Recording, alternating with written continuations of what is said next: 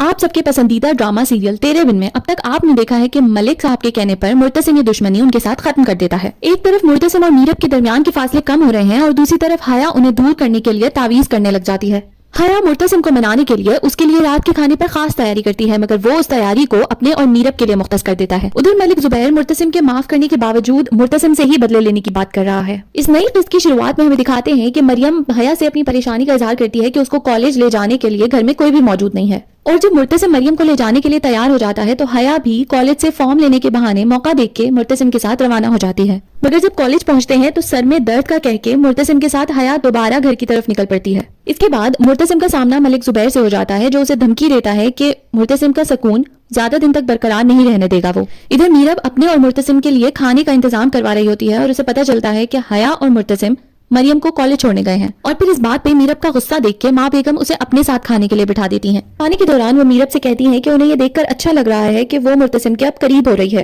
مگر وہ حیا کی فکر نہ کرے کیونکہ ان کے ہوتے ہوئے حیا ان دونوں کے ساتھ کچھ بھی غلط نہیں کر سکتی۔ میرب کے پوچھنے پر ماں بیگم اسے بتاتی ہیں کہ حیا انہیں بہو کے طور پہ کبھی بھی مرتسم کے لیے پسند نہیں آئی۔ گھر پہنچ کے مرتسم نے جو میرب کے لیے گجرے لیے ہوتے ہیں وہ گاڑی سے اٹھانا بھول جاتا ہے، اور موقع دیکھ کے وہ گجرے حیا پہن لیتی ہے۔ حیا وہ گجرے پہن کے ایک بار پھر میرب کو یہ جتانے کے لیے پہنچ جاتی ہے کہ مرتسم اسی کا ہے اور وہ مرتسم کو اس سے نہیں چھین سکتی۔ اسی اسنا میں وہاں مرتسم آ جاتا ہے اور مرتسم وہاں حیا کا لحاظ کر کے چپ ہو جاتا ہے، مگر کمرے میں جا کے وہ میرب کو ساری بات سمجھانے کی کوشش کرتا ہے، لیکن میرب اس سے اس قدر خفا ہوتی ہے کہ اس کی کسی بھی بات پہ یقین نہیں کرتی اور اپنا پرس اٹھا کے وہ کہیں باہر کی طرف نکلنے لگتی ہے، مگر مرتسم اس سے کہتا ہے کہ وہ جہاں بھی جانا چاہتی ہے مرتسم کے ساتھ ہی جائے گی۔ حیا ان گجروں کو پہنے اپنے خیالوں میں کھڑی ہوتی ہے کہ وہاں ماں بیگم آ جاتی ہیں۔ ان کے پوچھنے پر حیا انہیں بتاتی ہے کہ یہ مرتسم نے اسے خرید کے دیے ہیں، جس پر وہ بہت خفا ہوتی ہیں اور وہ گجرے اتروا کے اسے سختی سے کہتی ہیں کہ اگر ان دونوں کے درمیان اس نے کچھ بھی غلط کرنے کی کوشش کی تو حیا کو اس بات کی سخت سزا ملے گی۔ میرب مرتسم کو ایک میلے میں لے آتی ہے جہاں پر گول گپے اور چوڑیوں کا لطف اٹھانے کے بعد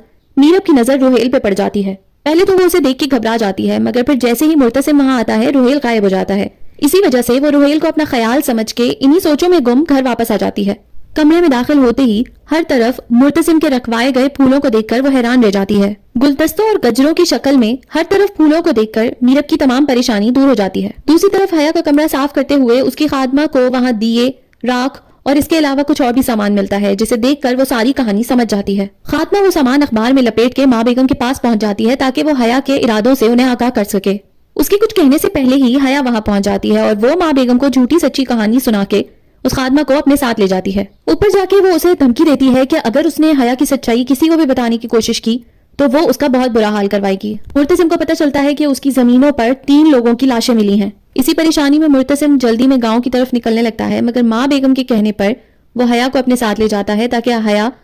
ہر لمحہ انہیں مرتسم کی خیریت بتا سکے۔ مرتسم کے جانے کے بعد میرب کو ڈھونڈتے ہوئے ماں بیگم اس کے کمرے میں آتی ہیں تو وہ سو رہی ہوتی ہے۔ میرب کو وہ بہت خفا ہوتی ہے کہ اسے اس کے شوہر کی پریشانیوں میں اس کے ساتھ کھڑا ہونا چاہیے۔ ماں بیگم کی بات کرنے کے دوران ہی میرب کی طبیعت مزید خراب ہو جاتی ہے اور اسے الٹی آنی شروع ہو جاتی ہیں۔ یہ دیکھ کر ماں بیگم بہت خوش ہو جاتی ہیں۔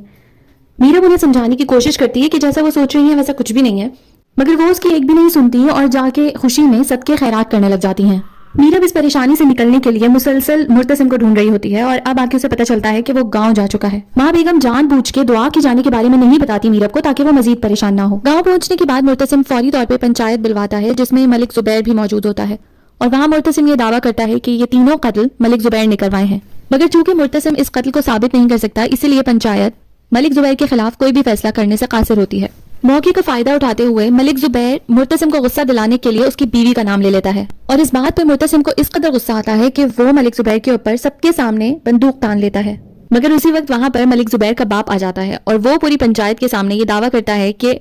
اس وقت یہ بات کو یہیں ختم کریں، اگر میرے بیٹے کا اس قتل میں قصور سامنے آیا تو وہ خود سزا کے لیے اپنے بیٹے کو پیش کرے گا۔ دوسری طرف روہیل میرب کو ملنے کے لیے بلاتا ہے۔ میرب پہلے انکار کرتی ہے مگر پھر پرانی دوستی کی خاطر اس سے ملنے کے لیے چلی جاتی ہے۔ روہیل ملاقات میں پہلے تو اس سے ہمدردی کا اظہار کرتا ہے کہ میرب کی شادی اس کی پسند کے خلاف زبردستی کروا دی گئی ہے، اور پھر وہ اسے بتاتا ہے کہ وہ خود اس سے شادی کرنا چاہتا تھا۔ اس بات کو سن کے میرب حیران رہ جاتی ہے اور وہ روہیل کو یہ سمجھاتی ہے کہ اب یہ ممکن نہیں ہے، اسی لیے اس بات کا خیال وہ اپنے دل سے نکال کے یہاں سے چلا جائے۔ ادھر انور صاحب میرب اور روہیل کو اکٹھا بیٹھا دیکھ لیتے ہیں۔ یہاں تو وہ ان سے کوئی بات نہیں کرتے، مگر گھر پہنچ کر پہلے تو بھابھی بیگم سے خود آگے بڑھ کر میرب کے لیے جھوٹ بولتے ہیں اور پھر اس کے بعد اسے بتاتے ہیں کہ انہوں نے اسے روہیل کے ساتھ دیکھا ہے۔